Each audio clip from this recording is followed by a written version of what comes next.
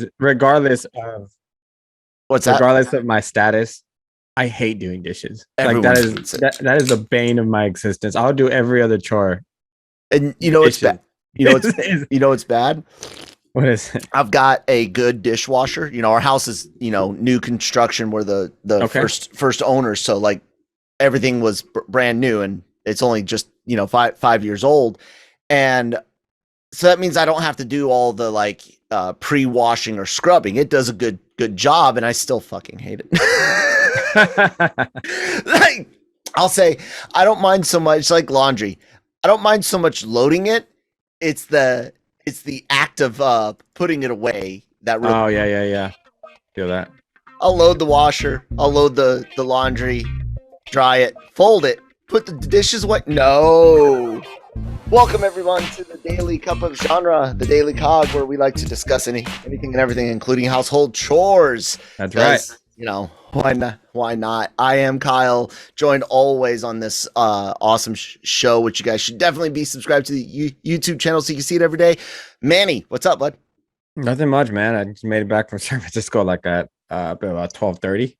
Went to go watch Shang-Chi. Okay. So for those that have been watching for a while know that when movies first hit, you can only say so much. So Manny, what can you say? So yeah, the embargo for reactions was lifted on Monday because of the premiere that happened in LA over at the Chinese theater. All I can say, man, is yeah, they passed my expectations.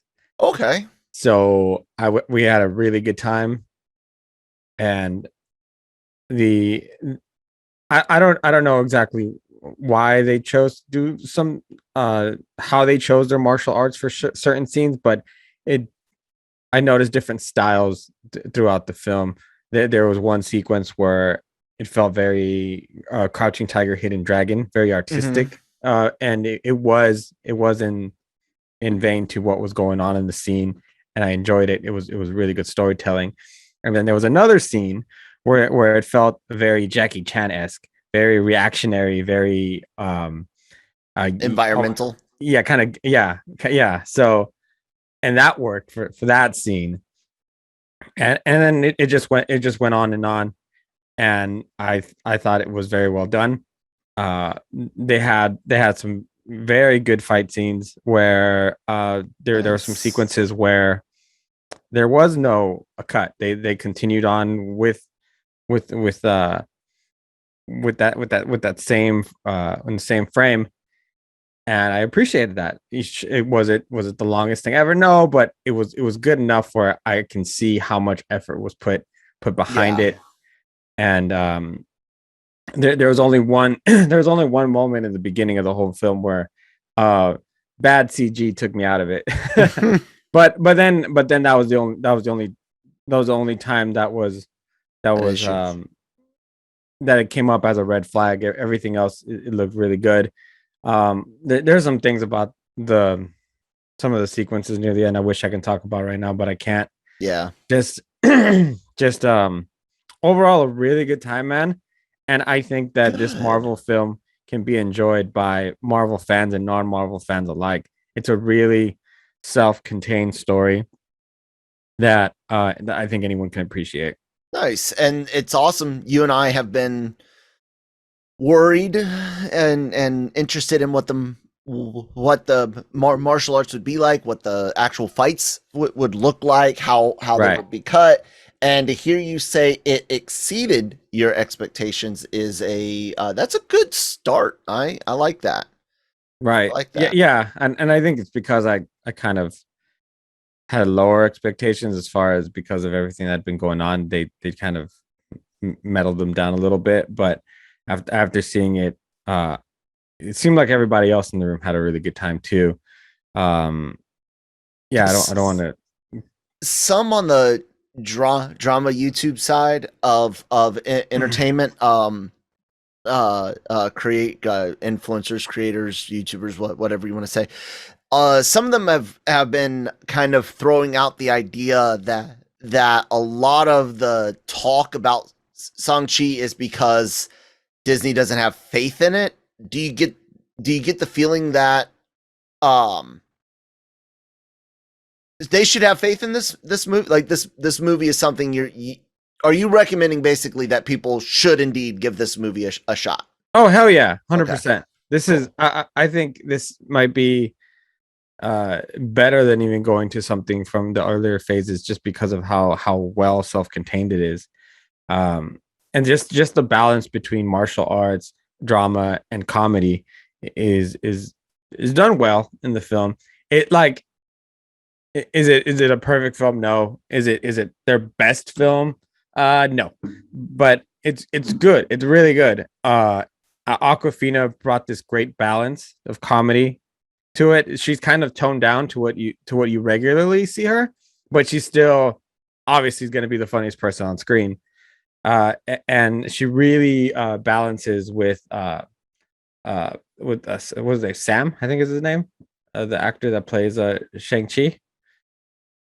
Oh, No, Simu Liu? Simu. Sorry, jeez. Yeah, Yeah, they really balance each other very very well. nice. And I honestly, man, I just liked it. And Good. I won't give a grade on it yet because it's too Yeah. early, I think. But and plus, I'm probably gonna. I'm not kidding. I'm gonna go back to the theater when it comes out and watch it again. It was visually pleasing. Let's just say that Good. it works. And I'm then I think I know the CGI scene that you're talking about because it's very obvious in the trailer. It looks like it's probably during that outside fight, and there's a lot of green in the background, and that really stands out in stark contrast in the trailer. Was no, that? there was actually a worse one, and Oh, it's right in the beginning. It's not a big oh, deal. okay. It's not a huge deal, but uh like I wasn't looking for it, and it was Mm-hmm. like in my face, and it's right in the beginning. Mm. So, but then, like I said, Then it it gets better. progressively gets better, Wonder if and that was the that's only like a time. reshoot, like they added later, and that's why it looks rough. I wonder It's that. it's a very quick moment, and Mhm. if you're not really, I'm pretty sure you're gonna catch it. That's the thing, and then the rest That's of just that who I scene is am. actually done well. And that's what I get also for I watch a lot of YouTube with a specific channel called Corridor Crew, where they I know break the down. Corridor Crew, the Okay, VFX guys. Yep. yeah, so I've watched way too much of that, and I it has love ruined all my. their deep fake Yeah, those are great. Boston Dynamics robot videos where it's actually a mocap, but they make it look like it's this super advanced robot. Yeah, it's awesome. Yeah, so that watching that so much has actually ruined my my life as far as watching movies, because you notice so much more Yeah. that wasn't there. So I have the same issue. Okay, so you and I are both film buffs, right? We both Yeah. appreciate stories as well as the technical side. We both enjoy like physical film, celluloid, and we both enjoy digital. We see the pros and cons for both, right? Not neither one of us is a oh it must be on film and 24 frames per second and there's special situations. However, there's one thing about me and the amount of time I spend in front of these computer monitors. You know, for the longest time, most people were staring at their 60 hertz television screens for most of their lives. I've been sitting at 120 natively for a lot longer, let alone the 144 hertz plus. How do you feel about movies and turning off motion blur, purposefully resetting that refresh rate from the cinema's preferred 24 and getting rid of that natural motion blur? I can enjoy a movie in a theater at that lower rate, but there's something about being home that lower rate bugs the fuck out of me. Do you absolutely hate seeing smooth movies, or do you like it in certain things? Like I really like it with actiony films, comedies, and talky stuff. Not as much. Does it bug you at all? No, because every film has different circumstances, and sometimes the different different ways to see it actually either enhances the film Mhm. sometimes, and it may be fitting to what the director's vision is. So yeah, there's not a lot of cases where I'm going to specifically complain about that. Or do I you might. change it? I mean, like yourself, do you have a preference? Do you turn on to make everything look 24p, or do you make most things look smoother? No, I just watch them as is. Okay. I don't, whatever default things usually are. I don't often mess with them. The only thing I could think of to connect it to is, like I said, is just my time doing PC gaming, and I see computer generated images on a screen, and I want them to look smoother. Like, even though it generally does make it look less real, um, like I went and watched the 4K 4K, because I hate to tell you guys this, because of the fact that Lucas filmed the prequels in all digital. He's locked in at that resolution. You have to Right. use tricks and super sampling and video game tech to make it look better. Okay. However, when you've got a clean piece of film, you can take as high def a picture of that film as we have cameras. So you can take an 8K picture of a good film, and you will get a 1970s film looking better on 8K than a digital film from 2005 being upscaled. Like, it's crazy. Anyways, I was looking at the prequel trilogy, and I noticed, having the Dolby Vision, which is supposed to how the creators want you to see it. I was looking at that, and then I turn off the motion settings from the standard to the smooth, and I enjoyed it better. And then I looked at some of the other movies, and the original trilogy actually looks the best in its 4K HDR upscale on Disney Plus, with the motion shit turned to smooth. Like, I don't know why. It's just one of those things. Like I said, I can enjoy 24p. I can enjoy it just how the director wants me to see it. But at home, I guess it's just like a home screen thing. I don't know. I'm kind of rambling now. There was something I wanted to related to gaming, and the reason why I was trying to segue to that. Have you heard this thing that happened in the last few days about easy mode in games? Apparently, some TikToker or Twitter person made a video or post talking about why all games should have easy mode, and it's started this conversation about what easy mode is for, why it exists, when and where it should be used, who should use it, and of course, because it's the internet, it's gone to extremes, and people are saying batshit nut stuff. But at the core, there's this idea that um, if you enable easy mode and you're using it as an adult, you're avoiding challenges, you're teaching kids to take the easy way out, to like, there is some aspect to that if you never do challenge yourself, if all you ever do is play the easy mode. I've been trying to teach my son that, Lucas, you're using this cheat because the dude's already hacked everything he can on Valve and Steam using the console commands. It's like you gotta challenge yourself first, and then you come back and you do all the extra stuff. Then you come back and break it. You come back and cheat and have extra fun, right?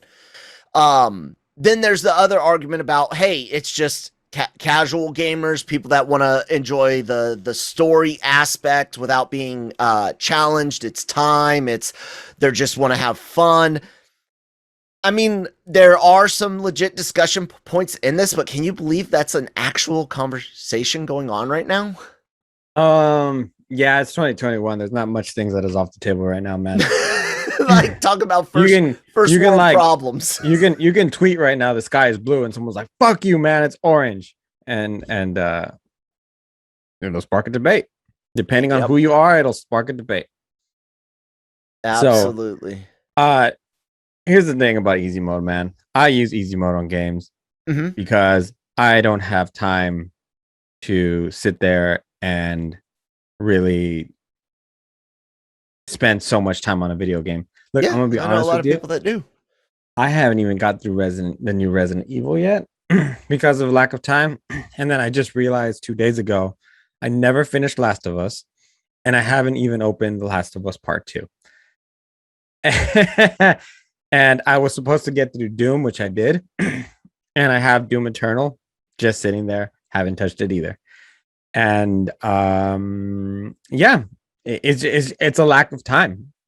And that's really what for me personally, my experience is that's what it is. So when I use easy mode or the whatever you want to call it, is because I want to get through the game. I want to have the satisfaction of just getting through the game and having enjoyed it.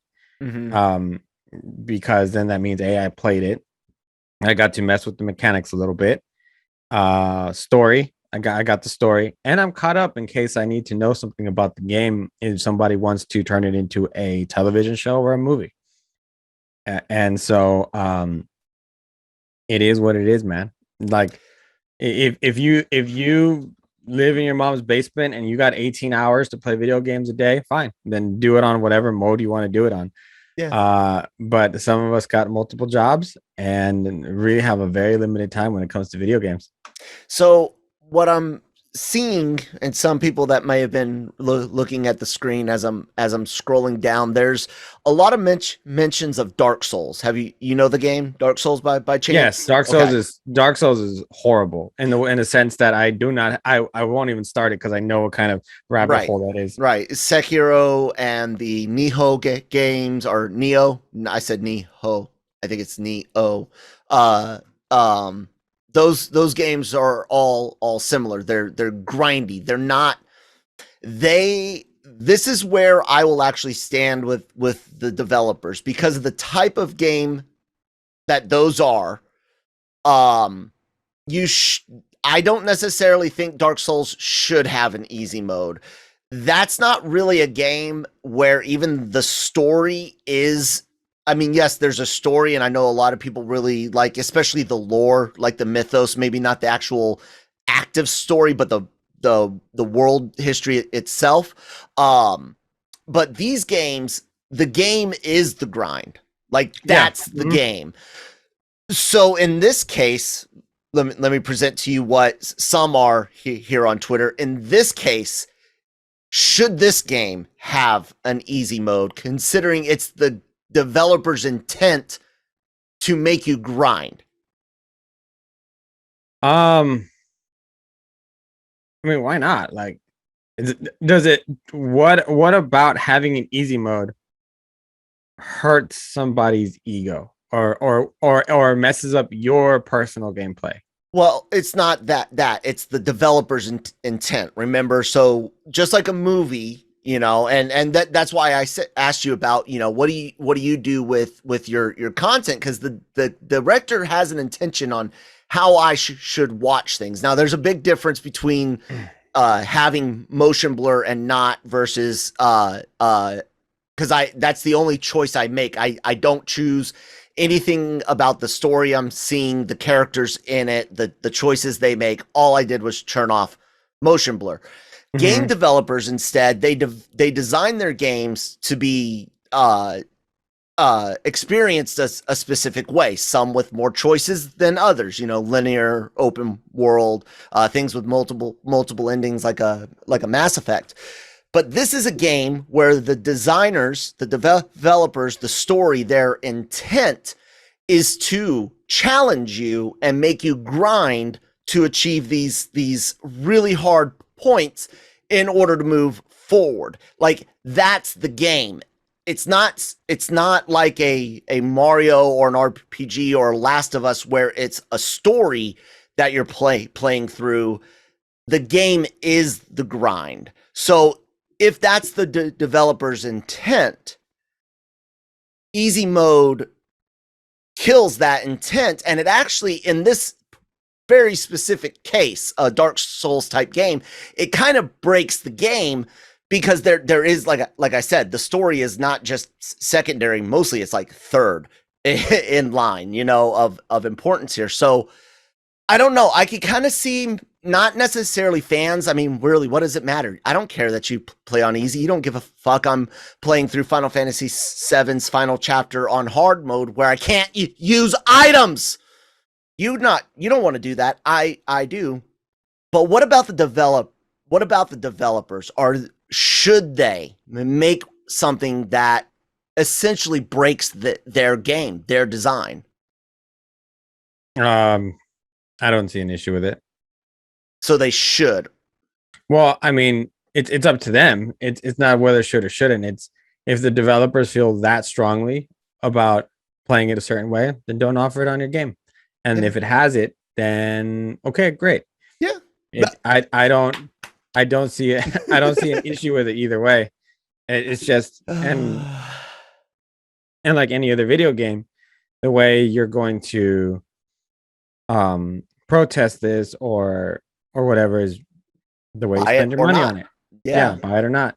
And you and so I don't have an issue with it either way. Yeah. This will be sorry. Oh yeah, because like everyone plays video games their own way. Yeah. And some so like it was funny because we walked by an esports bar yesterday, and I was telling my buddy, you know what, I don't like that.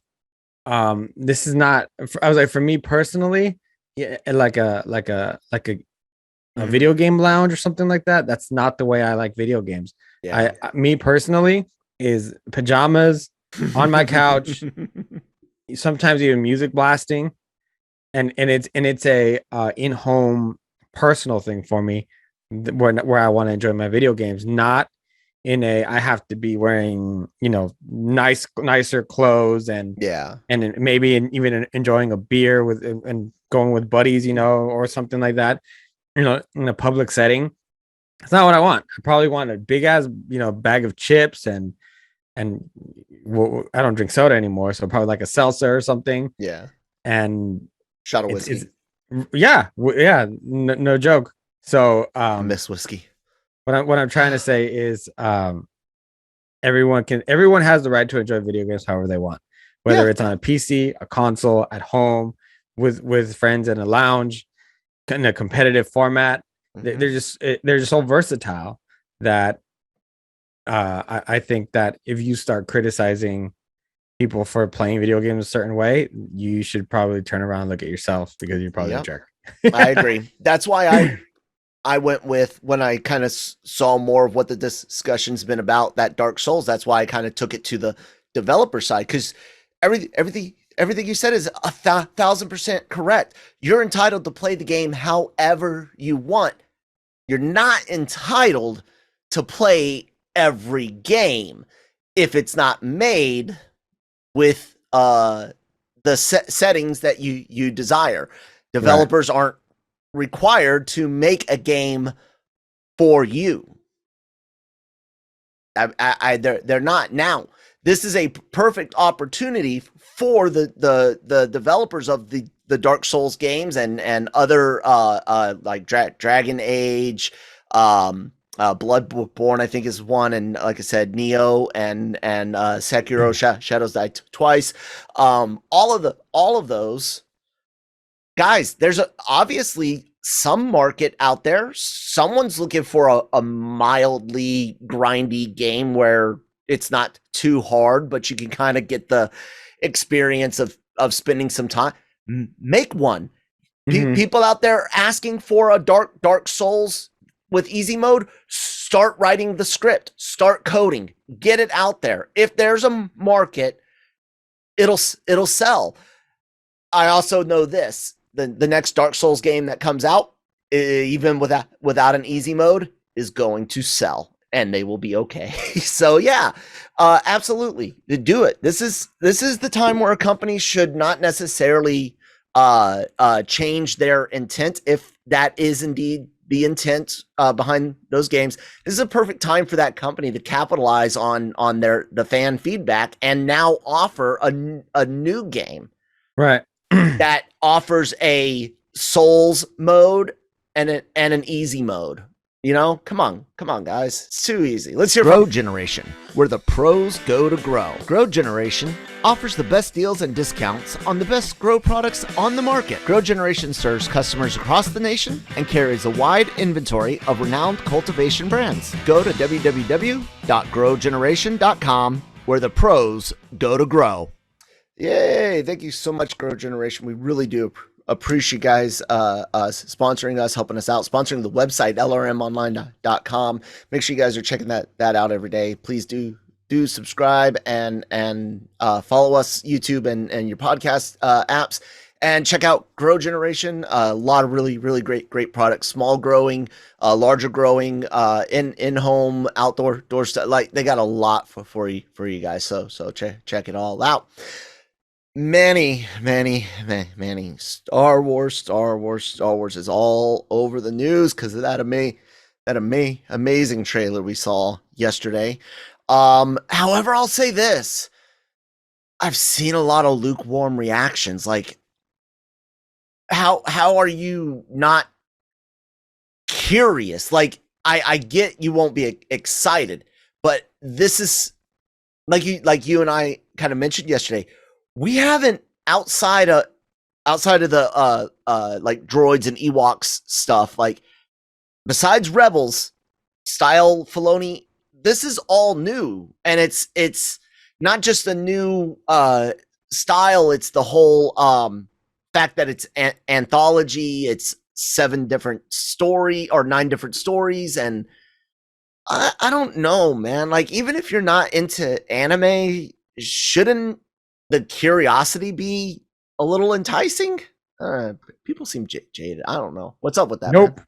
I don't think so. I think if you're a purist Star Wars fan, you're probably turned off by this because of the fact that you're trying to expand something in so many directions that used to be so almost like a legendary status, where you'd get one movie every so often, and now it's every other month you're getting something new.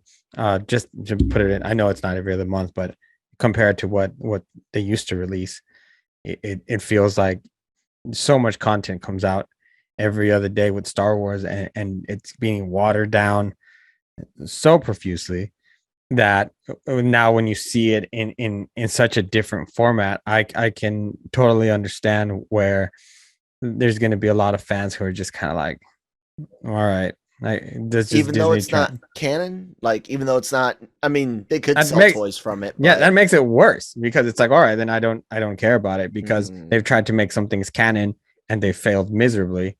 Why should I care about something that's not? Yeah, and I'm not saying that I know whether or not these are canon. I'm assuming they're not, but they could be written in such a way that they're. Oh, what kind of a mess would it be if they were canon? Just horrible. I already showed you there is one bunny species that was in Star Wars before. So no, yes, but I mean, it's just it totally I makes don't sense. necessarily want it to be either at all. And then honestly, when it comes to anime, a lot of times people either love it or hate it. Yeah, and sometimes there's no in between. I'm actually in between, where I just don't have time to watch things, and so I choose not to watch anime. Not that I haven't watched some pretty cool ones in the past. So you'll need to watch your name, Kimi no. Yeah, there's quite a few actually, but I mean, even Bad Batch didn't get that great of a reaction per se, and I still hate the style of animation myself. Yeah, see, so it doesn't surprise me, especially when some of the last things your impressions for Star Wars have been a $5,000 experience, a $1 billion lightsaber, a new park, lightsaber that just the proportion, like, oh my god, dude, get over it. It's a functioning lightsaber, man. Just it's not going to be perfect. It was never even meant to be perfect from the films. uh just everything that they've done with it is for money, and I think fans are kind of I think some fans are kind of fed up with that. I could kind of see that. If it was just the movies and the Mandalorian stuff right now, but it's not. It's all, you know, Obi-Wan and Andor, Bad Batch, Clone Wars season 7. Like, yeah, I get it. And Boba especially, Fett, Ahsoka. yep, especially with the especially with after the reception to the sequel trilogy, it was like, oh, okay, well, let's pull out the, you know, the nostalgia goggles and start throwing everything at the wall and see what sticks. And I guess because that's the era we're in, where it's all of the old stuff, the fact that this is so new and different, I think, regardless, yes, I'm a fucking weeb to my core. It's anime. I was going to be excited no matter what. I think even if instead it had been some alternate US studios like a Powerhouse and several others doing American animation with differences, you know, maybe get the guys that did like Transformers doing a CGI one where it's, you know, space battle, and if it had still been animation, different an animatrix, different styles, I think I'd still be super excited as long as I wasn't seeing Luke, Han, Leia. You know what I'm saying?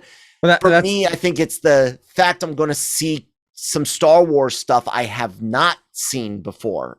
yeah, no, I actually think that people are craving Star Wars things you haven't seen before. The Mhm. issue is that Disney has not proved that they can fluidly tell stories. Yeah. I mean, you would at least expect some sort of consistency between the three main films, right? Mm-hmm. And it seems like they got off with the pretty good starts with The Force Awakens, kind of still following the classic model, which I was all for. I was like, okay, Yeah. all right, you Like know, soft but reboot. I with get it. like a What's soft, yeah, next? kind of like a soft reboot with new characters. We're gonna be moving on from the Skywalker saga, Mm-hmm. and then that's where we're gonna go moving forward. Instead, it seems like we went backwards. And then with The Last Jedi, it was like, let me make my own movie. And then with the third movie, it's fuck your second movie. Let me go Here's back and my fix all movie. this. Yeah, Yeah. let me fix everything from the second movie. And so what you're left with is somebody randomly claiming they're a Skywalker. Uh, and so there's no closure there really, and it's and it's So bad. true. And then you have a Solo, which doesn't fit anywhere, and Rogue Squadron, which on itself is a great movie. I loved it. Mm-hmm. But again, there was nothing special about it. And in between, then you're getting all these Clone Wars series, and then Bad Batch, and then The Mandalorian, and then you're going to go back also in comics, and now you're doing a Boba Fett story, a Boba Fett series, but you're also going to be working on Ahsoka. Like, it's all over the place. There's no fluidity to kind of what Star Wars should be, and that kind of respected classic franchise. It's just really messy, and all in between there, it's like, hey, buy this too, or come experience this too for money, money, money. And I feel like some fans maybe feel disrespected by the idea that if we just keep throwing Star Wars things at them, they're going to love it. And when in fact the Star Wars fan, especially ones who are as devoted to the franchise as I've seen so many, know their stuff, and you know, aren't necessarily very happy with the way that they're being really exploited, for the lack of a better term. And but I mean, that's what happens when Yeah. Disney gets a hold of things sometimes. Well, I mean, look, you're right. Lucasfilm, including the time when it was under George, uh, has always been exploitive, but they paid us back with the story. They paid us back with the content. Now, we can argue about the prequels and what's good and what's not all day long, but everyone knows that Star Wars after 1977 was made with toys and merchandise in mind. That's why there were new characters, new ships, new species.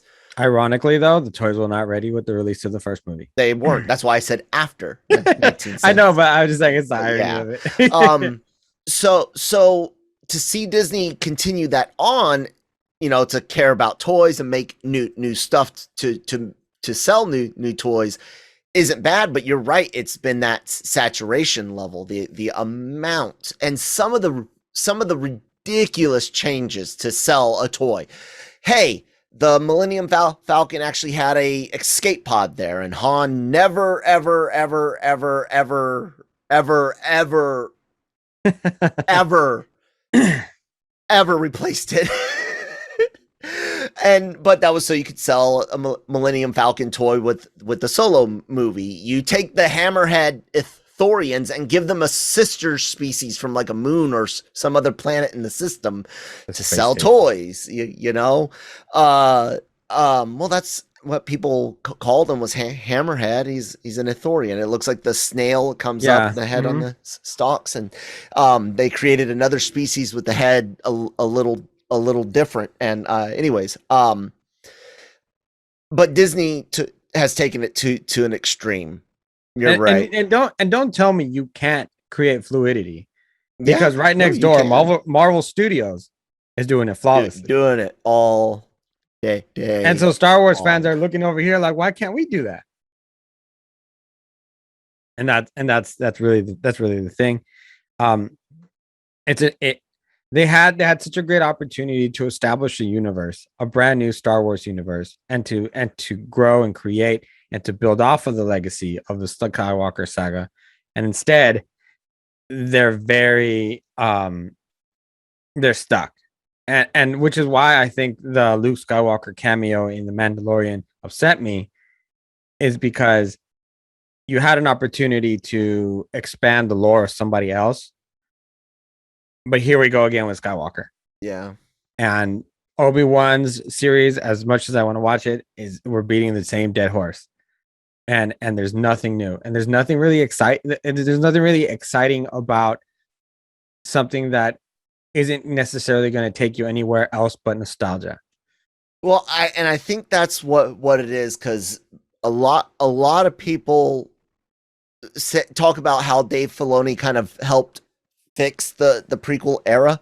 He made it better. He filled in plot holes. I agree. I think he did. Right. And so what I think it is, honestly, I think so many people are like, well, if you fix that, fix this, and then fix that. And instead of expanding, we're spending time polishing George's turds and Disney's turds. Like, think about it. That's kind of what Favreau and Filoni are doing right now with their Mandalorian story arc, and that includes Ahsoka and Fett and all of that. It's what Filoni does with his animation stuff. It's to fill in gaps and polish turds. And guys, I fucking love Star Wars. Trust me, I fucking love Star Wars. I do. I love the EU. I love a lot of things George did. I love a couple things Disney has done, but fuck, guys, just like Ghostbusters, when you really, really, really get down to it, we have 4 or 5 Star Wars films like that are Star Wars, including the OT eating up 3 of those slots. Like how Ghostbusters 2 is fun. It's more like the cartoon than Ghostbusters, the original movie. It's so easy to be angry and upset, but it's equally easy to just look at it and go, hey, I like these 4, 5, 6 movies. That's my Star Wars. I'm going to check out everything that comes out. But if it's not good, basically now, dude, if it's not good, I don't care anymore. Like if something bad in Star Wars comes out since Disney, you're not surprised, yeah. Yeah, so I can kind of understand, definitely, if you're not looking for animation. You were wanting Disney to put time and effort into other, movies, maybe a new trilogy with a new saga to tell. Kind of like how I get mad every time I hear there's a Final Fantasy being worked on that's not 7 remake part 2. Like, why are you if you guys don't have bathrooms in their cubicles, like, that's wrong. Get this game go. Yeah, I could kind of get that. So you just, the issue is you have this painting, which is good. It's very good. As a matter of fact, a lot of people like it, but you decide it's not good enough. Mona Lisa. So you're gonna add a couple of brushstrokes to it. Only problem is that one of those brushstrokes, you laid them down too thick. So now you're gonna add another coat of paint to fix that one. And little by little, you start really clouding up that original great painting to the point where it's now a good or a passable painting because you've tried to adjust it so many times. George had a habit of doing that. And this is what we're left with right now, with kind of a really kind of a mess of what Star Wars. I mean, just look at, and I'm not doing this as just to compare it as a versus thing. Look at kind of the care that Star Trek has taken with its properties, and especially now when they're really expanding, is they all kind of do their own thing, and they don't necessarily need to be in the same universe or even in the same timeline.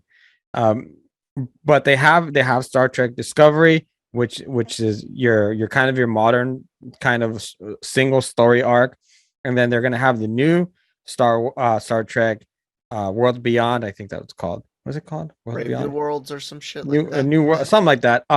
Where it's gonna go back to classic episodic Star Trek, kind of like we're used to, and then that's the one with Pike, right? Pike and Spock.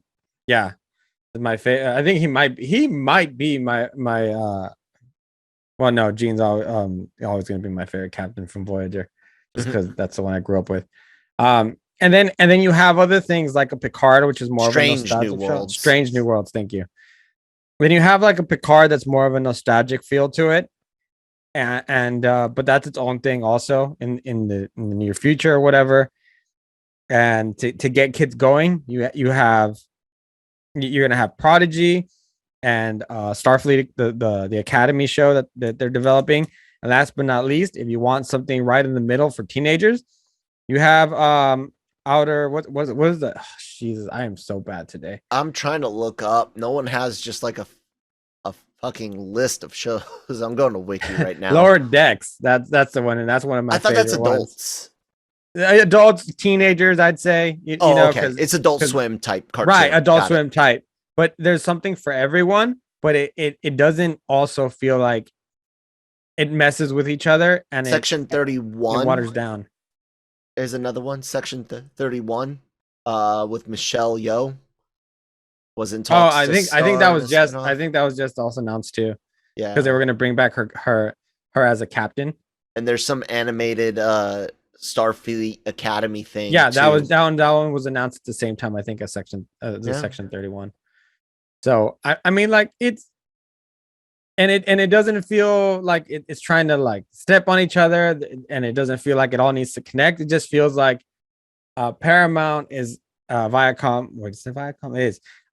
They're like, hey guys, here's Star Wars content for you.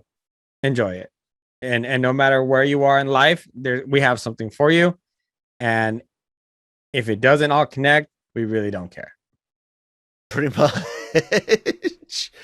Yeah, it's kind of funny, but it just shows what competition does on all sorts of levels, not just, regular business like, commodities or something, but look at the flip-flops in quality and enjoyment and buzz between rival factions. Marvel's had some hiccups. DC's had a lot of positive vibes recently. Are the tides changing?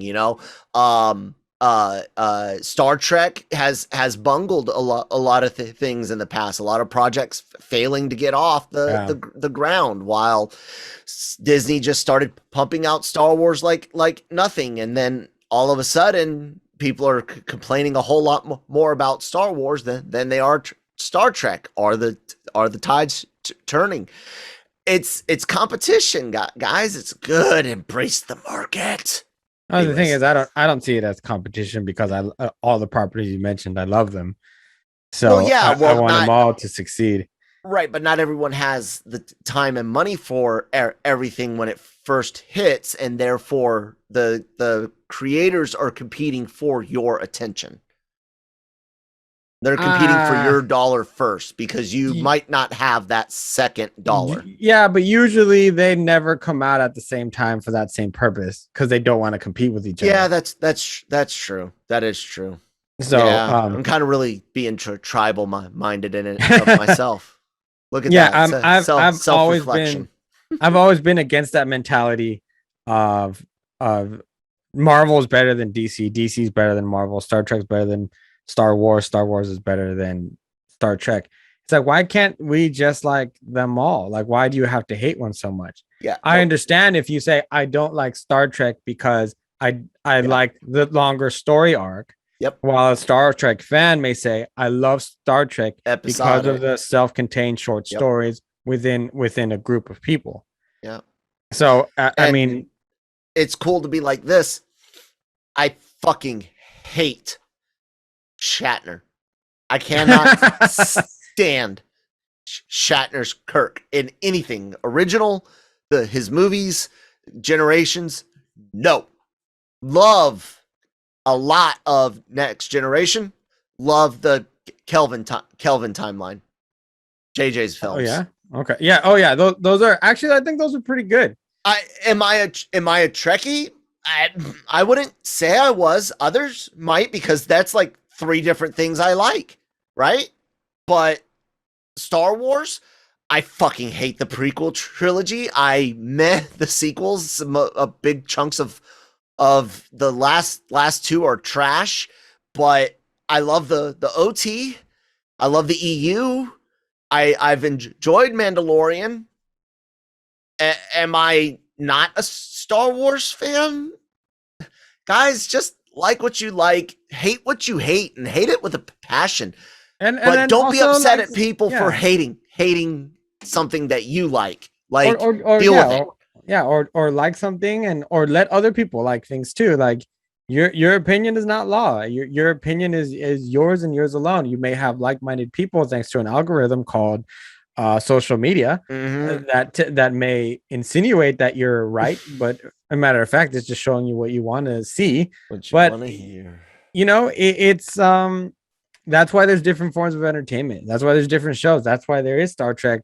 That's why there is Battlestar Galactica. That's why there is all these other all these other shows. So you can pick and choose and enjoy whatever the hell you want. Absolutely. And you know what people can really enjoy? LRMonline.com, where you can find all of your entertainment news, needs, and opinions. We do talk about everything on the website, just like we do here on the Daily Cup of Genre. Eternals trailer might be hitting tomorrow. We did hear show us what. What? We know Rickman had to delete a tweet related to who the Spider-Man No Way Home trailer possibly debuting at CinemaCon. Not for the public, but it would more than likely come out within the next week, probably 3 days. Anyways, you think it was maybe supposed to come out with Venom? Maybe. And then it just, because it keeps getting pushed back, it's like that would kind of line up with my time thinking. It hits CinemaCon and then the next week Venom premieres. Because I know that I could see that. Yeah, because I mean Venom was supposed to come out in about a month now at this point. Mm-hmm. So I can see that released at CinemaCon and then released with Spider-Man, but now Spider-Man gets pushed back. Venom got pushed back again. Now they're like, okay, we're probably gonna have to release this a little bit sooner then. Yeah, I think they will. Anyways, guys, yeah, the point is we cover everything. It's not just Marvel and Star Wars. It's what a Paw Patrol comic books, indie films, action films, speaking with musicians that are just into the fucking same shit we're into. It's all there. And in addition to that, we have all these amazing interviews, several video podcasts like the Daily Cup of Genre, the Marvel Multiverse Mayhem, the anime shows, Star Wars content, Marvel content, Breaking Geek Radio, all available there, all available wherever you get your podcasts from, Spotify, Google, SoundCloud, Apple, all good and great. And of course, please do follow us right here at LRM at LRM_exclusive. Manny, anything you need to talk about? I just want to plug in Disney Plus's Diary of a Future President. Second season is out today. Check that out. It's a wonderful show, especially if you have coming age kids. Really good help also on for parents too, realizing that you're not perfect and that's okay. I really like the message that it gives. Creator and executive producer Ilana Pena has done such a great job with that. It's a show that I think would surprise you if you watch it. Cool. And then also there was one other thing that I can't remember. I guess it wasn't important. Oh freaking well. Yeah, just make sure to check out all of the many interviews that are going up this week. It is ridiculous how many properties, from one week to another, all of a sudden need attention or want attention, or we just want to share with you. So it's fun because a lot of the times what people don't know is that the interviews that we talk about Nancy, Gig, and I are interviews we want to take, not interviews we have to take. Yeah. So we do it for our enjoyment, but we're able to share that with everyone, which is quite amazing. Now, we would love some interviews that we have to take, because that means that we're big and well respected. So help us get there, guys. Please do visit the site. Please do follow us. The social media information down below in the description and on your screen, and of course subscribe to the YouTube channel and follow us on your podcast apps. We'll see you guys tomorrow live, 9:35 Eastern, 6:35 Pacific. Bye. God, what accent just came out? Ugh.